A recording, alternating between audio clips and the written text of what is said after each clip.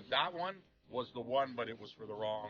It had the wrong result. It made him a very, very dangerous man, and you could see how intense he was on wanting to go out there. And even when he was throwing it early in the fight, when he was throwing counter punches, I've never seen him throw with that kind of, like Mike Tyson any used to kind say, of bad success or any intention. kind of result, especially after that performance. Usyk's getting better and better. He just improves every time he fights, and now he's bigger and thicker set, 20 pound heavier tonight than what he was when he beat Usyk. In recent training footage, Usyk looks absolutely phenomenal, showcasing a level of skill unlike any other fighter.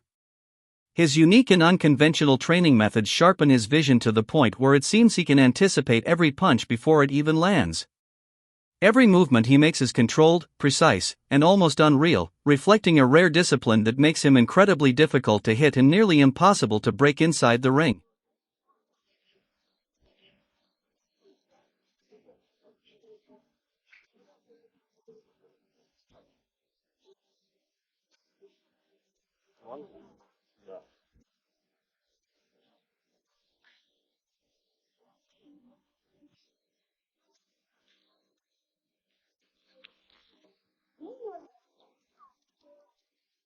Many doubted Oleksandr Usyk's durability and questioned whether he could maintain dominance against younger, stronger heavyweights, but he entered the rematch with Daniel Dubois under intense scrutiny and delivered a flawless masterclass that silenced every critic. With unmatched timing, footwork, and composure, Usyk controlled the pace from start to finish, dismantling Dubois with surgical precision and proving that his skills remain elite.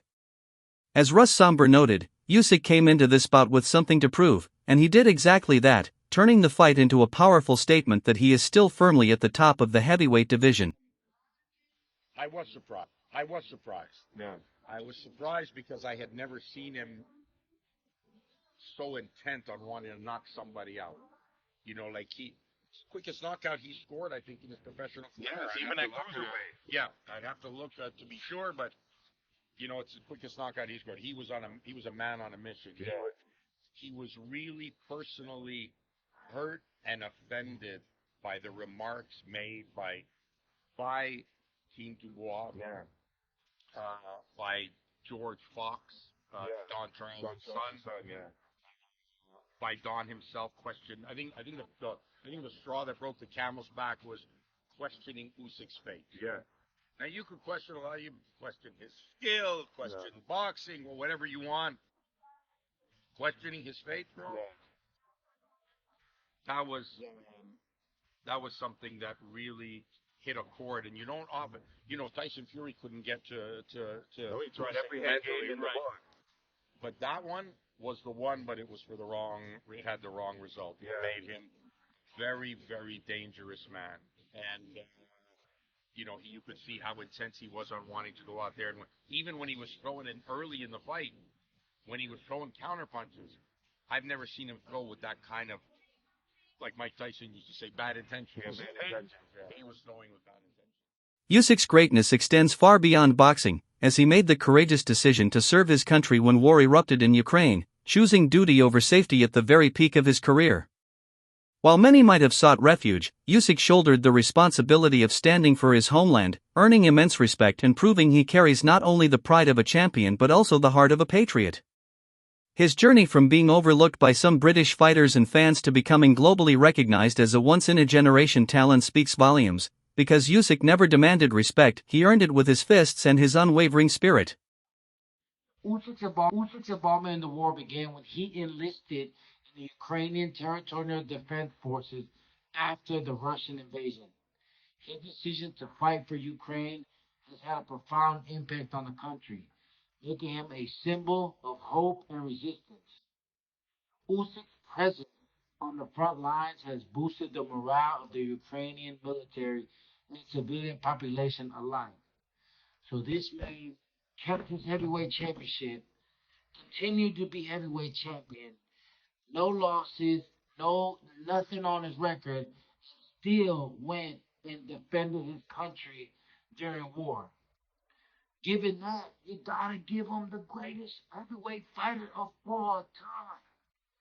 His accolades inside the ring match it. But now that I find this out that the man was in the front line, and they said that even after the Fury fight, he was keeping in contact with the soldiers, and he was, boosting the morale and boosting his countrymen and raising money for the war, regardless of politics, whether the war should be going on or not, who should be could or who, it don't matter. The man went through Karl war. Froch openly acknowledged Usyk's steady rise in dominance, noting that with each fight he looks more refined, physically stronger, and tactically sharper. Froch emphasized that Joseph Parker would pose little real threat given his past losses and vulnerabilities, especially when compared to the challenge Usyk presents. He even suggested that Usyk might consider retirement soon, having already conquered multiple divisions, defended his titles, and cemented himself as the best of his era. Facing someone like Moses would add nothing new to his legacy, and Froch's perspective reflects a widely shared sentiment. Usyk has nothing left to prove. It was when he beat Fury, which I said earlier. He just looks like a big, solid heavyweight, big, solid, dangerous heavyweight, but I'd like to see him retire. He's 38 years old. Eventually, it's going to catch up with him, the age, and there's nothing left to do. He's made an absolute fortune, and he don't need it anymore. He's done it. He's clocked it. He's completed it. It's like he's got the cheat code, and it's like it's not fair on everybody else. So I'd like to see Usyk retire. Let me know in the comments who you'd like to see him fight next. Somebody like Moses Atoma, I just don't think is going to be ready. I think if you're managing Moses, you need to take your time with him.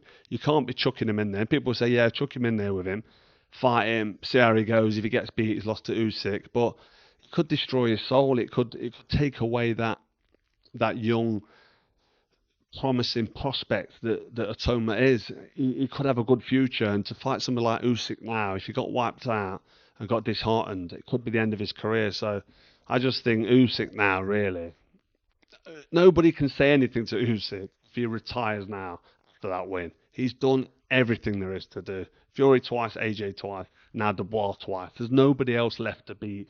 He's done it. Usyk should just hang the gloves up. It's been a fantastic addition to the heavyweight division since coming up from cruiserweight. He's been absolutely brilliant. And what he did tonight against Dubois was nothing short of just... He made it look easy. And I don't want to disrespect Daniel Dubois, but he just made it look easy, and he does make rounds look easy, doesn't he? Whoever is in with, whether he's in with Tyson Fury, whether he's in with Joseph AJ. Parker's name keeps surfacing as a potential next opponent for Usyk, but few see it as a genuine test, with most considering it a mismatch based on styles and experience. Analyst Aya Oladipo even floated the idea of bringing back Derek Chisora for a rematch, not for the competitive challenge, but for the showmanship Chisora brings to every event with his rough style, raw energy, and promotional antics. While such a fight could generate buzz, the reality is that neither Parker nor Chisora appears capable of truly troubling Usyk in his current dominant form. Well, here it is. Here's your world title shot. You're going to fight for a world title, right? But if you're Joseph Parker, and I spoke to Andy Lee, it isn't just a case of fighting for a world title. You want to fight the number one for the world title, and that guy is Oleksandr Usyk. So, there must be loads of conversations going on right now. Loads of conversations. I did say this the other day, and I don't know, sometimes I'm like, when I was in the ring and I was interviewing Oleksandr Usyk, I was desperate. Because of my love for Joseph Parker, I was desperate for Joseph Parker to get... I know he got in the ring after, but I'm talking about on the zone. So whilst everyone is still in the stadium and everyone's still tuned in, I was desperate for him to kind of just jump in the ring. I was desperate for him to do it. Chisora was trying to do. So Chisora knows how to play the game. And as much as people are like, what's Chisora doing? Chisora won't get the fight, but that's kind of what you got to do. And I know people are like, well, 1 second, it's not like that. It's ranking. Well, no, it's not though, is it? Because, again, Oleksandr Usyk can vacate the belt. He can say no. You have to kind of do what Daniel Dubois did last time. Daniel Dubois, rightly or wrongly, got in the ring, pissed Usyk off. Usyk's like, okay, we'll if then. Fuck it. If this is what you're doing, dude, we'll fight. And I felt like there was a time where I wanted Joseph Parker to almost nudge me. And I'm telling you now, we're kind of told not to give the mic. I don't know if you see, I always hold on to the mic. I would have given Joseph Parker the mic. And I would like Joseph Parker, because there's a mean side to Joseph Parker. I think everyone sees the friendly side. I've seen the mean side. And I wanted Joseph Parker to say, I want my shot. You've been ducking me. All these things might not be true, but do it. Sell it. The crowd would have gone a bit wild, right? Because I think a lot of the crowd want Joseph Parker to get his shot. But that's not what happened. And all of a sudden, you're seeing Jake Paul in the ring doing a face-off. You're seeing all these, and I'm like, where's Joseph Parker? Where are you, Joseph?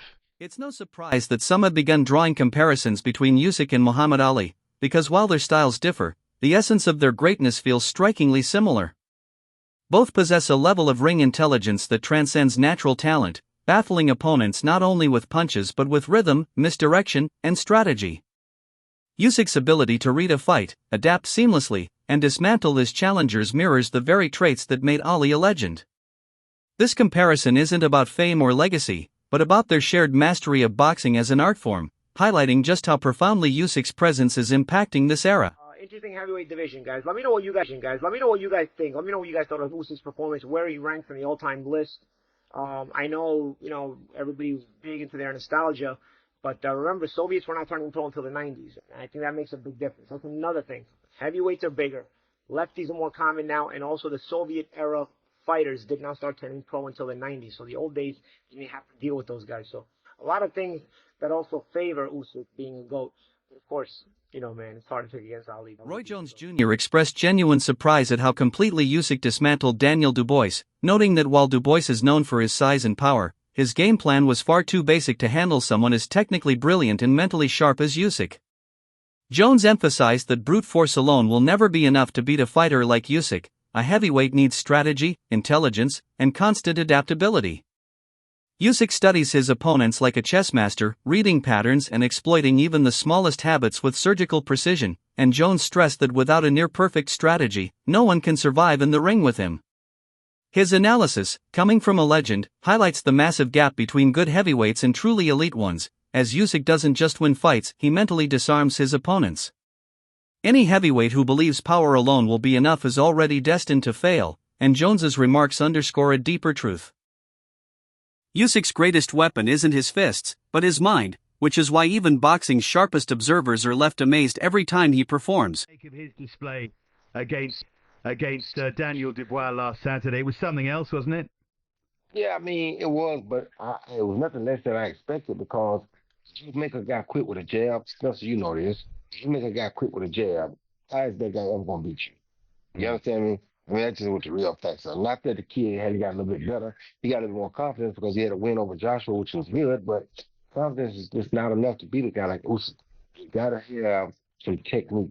You got to have some grit. You can't lose him with a jab and think you're going to beat him. It's not going to work. Roy, you was a smaller guy that went up and won the world heavyweight title, one of the only ones to do that from middleweight up to heavyweight. How does someone beat Oleksandr Usyk? Is it the smaller guy? Is it the guy that's coming up in the weight divisions, as opposed to the bigger heavyweights? No, the bigger guys could beat him, just got to have the right fight plan. None of these guys fighting with the right fight plan. I'm not going to tell them the right fight plan because that's not my job to do. You got to have the right fight plan to fight Usyk. You don't have the right fight plan. What truly sets Usyk apart from many champions is his mindset, as even after becoming a unified champion, he remains grounded and never underestimates any opponent. He approaches every fight with intense preparation and focus, driven by a deep respect for whoever stands across the ring, and that humility is what keeps him sharp. While others may grow overconfident after success, Usyk treats every challenger as a genuine threat, maintaining the discipline and mental strength that fuel his consistent, elite performances. His pride doesn't lie in the titles or accolades, but in the work itself, and that relentless work ethic ensures he stays at the top no matter who he faces.